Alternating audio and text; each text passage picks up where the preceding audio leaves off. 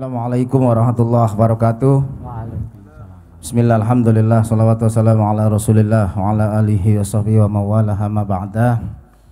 Yang kami hormati segenap keluarga besar penyelenggaraan perayaan taksis Masjid Al-Aqsa Menara Kudus. Yang kami hormati para narasumber, sahabat saya, saudara saya, Gus Chandra Malik. Saya punya kenangan banyak dengan Gus Chandra Malik, termasuk hal-hal yang min khaisulayah tasib lah kira-kira gitu, beberapa tahun yang lalu gitu. Nanti biar dia yang cerita sendiri saja. Ada Sosiawan Lea, kemudian ada Ibu dari Dirjen Kebudayaan. Ini satu instansi sebetulnya, sama-sama dari Kemendikbud. Asli ini saya itu ketua mantan mas, cuman disuruh cosplay jadi direktur Pusdatin sama PJ Bupati Kudus lah kira-kira gitu. Kalau hujan begini ketok sing isik kudanan berarti pangkatnya durung tekan wali gitu kan. Saya masih kehujanan, Kang Jalil kayaknya gak kehujanan ya gitu ya. Syukur alhamdulillah saya bisa silaturahmi dengan teman-teman semua pada kesempatan malam hari ini. Nah kan terus kan gitu ya. Gitu ya. Oh ya.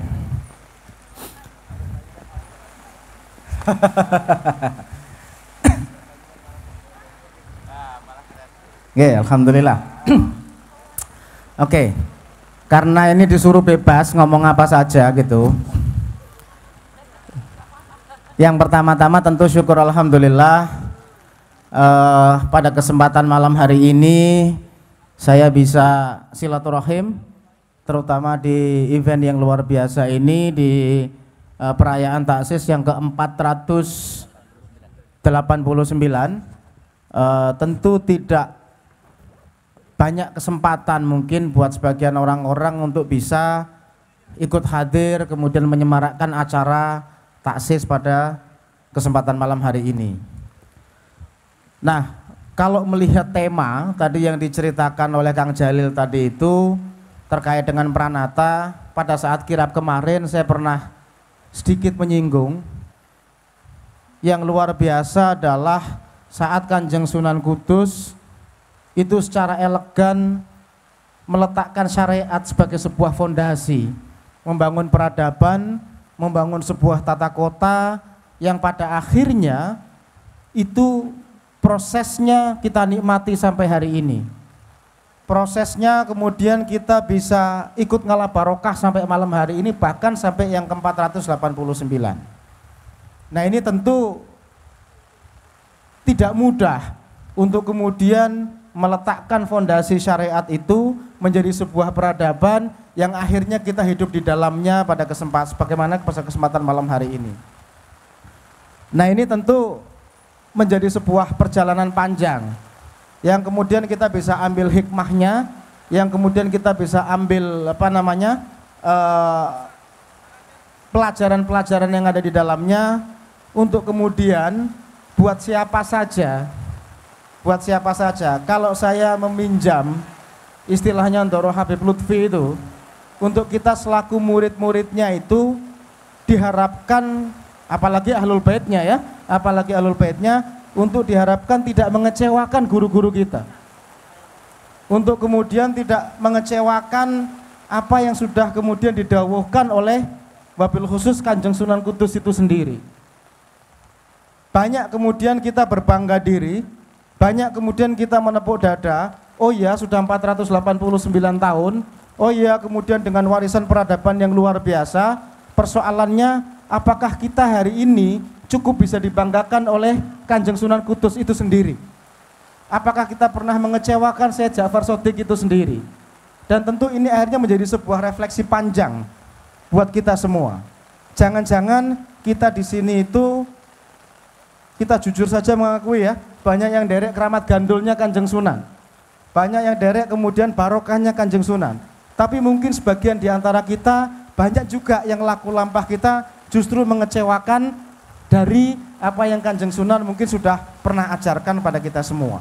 Nah tentu ini sebuah refleksi bersama untuk kita terus-menerus menjadikan momentum taksis ini menjadi sebuah kaca penggala atau cermin buat kita untuk terus-menerus memperbaiki diri, untuk terus-menerus kemudian bisa melestarikan apa yang sudah disampaikan oleh Kanjeng Sunan, dan untuk kemudian terus-menerus pada akhirnya kita bisa menjadi insan-insan, sosok-sosok yang pada akhirnya Kanjeng Sunan itu bisa bangga kepada kita selaku keluarganya, selaku murid-muridnya, ataupun masyarakat yang hidup selama ini dalam warisan peradaban yang Kanjeng Sunan itu sudah pernah sampaikan kepada kita semua. Nah ini tentu butuh proses panjang sekali lagi, makanya alhamdulillah pada kesempatan tahun ini, wong saya diamanati jadi PJ cuma setahun gitu kan, bisa nderek mangayuh bagio, bisa nderek belajar, bisa nderek khidmah. Kira-kira gimana nanti rasanya bisa belajar terhadap warisan-warisan Kanjeng Sunan ini yang sudah luar biasa, dilegasikan, difondasikan, dan ini menjadi bekal kita semua untuk kemudian mengarungi peradaban di masa yang akan datang. Dan yang terakhir, karena ini banyak narasumber ya, nanti mungkin ada obrolan atau ada cerita, walaupun saya nggak tahu nanti sekuat apa nahan sarung yang basah ini gitu ya.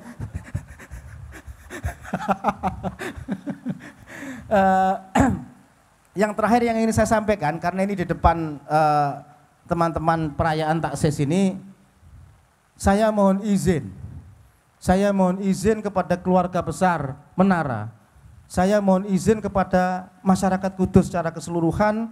Kemarin beberapa hari yang lalu saya menandatangani usulan dan pembentukan tim untuk menjadikan Raden Kiai Asnawi sebagai pahlawan nasional.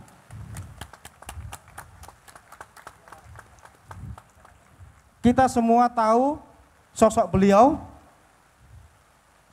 walaupun saya PJ gitu ya, walaupun saya PJ, paling tidak saya akan mencoba mengikhtiarkan ini untuk kemudian atas restu keluarga tentunya, atas restu Yayasan Menara tentunya, atas restu para pengelola madrasah-madrasah yang sebagian besar di masyarakat Kudus itu murid-muridnya beliau semua.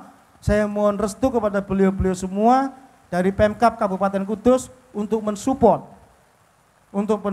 bagaimana caranya nanti Raden Kiai Asnawi ini bisa dinobatkan menjadi pahlawan nasional.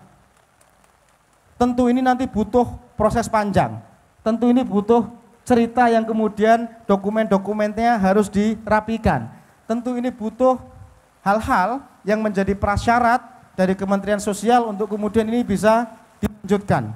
Nah di titik inilah saya yakin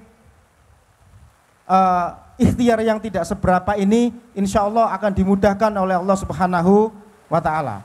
Oleh karena itu kami mohon support, kami mohon dukungan, tanggung jawab saya sebagai PJ Bupati dan ta'zim saya sebagai seorang santri. Dan ta'zim saya sebagai seorang santri kepada kiai-kiai di Kudus, kepada masyayikh di Kudus, kepada masyarakat di Kudus, untuk kemudian tadi mohon izin untuk kemudian mengusulkan Raden Kiai Haji Asnawi sebagai pahlawan nasional. Ini sebagai sebuah legacy juga untuk kemudian kita harapkan digampangkan jalannya sehingga pada saatnya nanti betul-betul gelar itu bisa dianugerahkan kepada beliau. Saya pikir itu yang bisa saya sampaikan sebagai sebuah pengantar al. Mohon izin setelah ini saya ngerokok ya, kalau enggak pasti kedinginan gitu kan. Kalau ada tutur kata yang kurang berkenan mohon dimaafkan. Allahul muwaffiq ila aqwamit thoriq wal afu minkum. Assalamualaikum warahmatullahi wabarakatuh.